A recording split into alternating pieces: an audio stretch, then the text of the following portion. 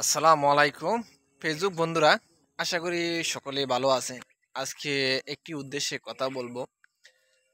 যারা আমার ইউটিউব চ্যানেলে সবসময় আমার ভিডিওটি দেখেন এবং মন থেকে ইউটিউব চ্যানেলটাকে ভালোবাসেন, তাদের জন্য আজকের এই ভিডিওটা।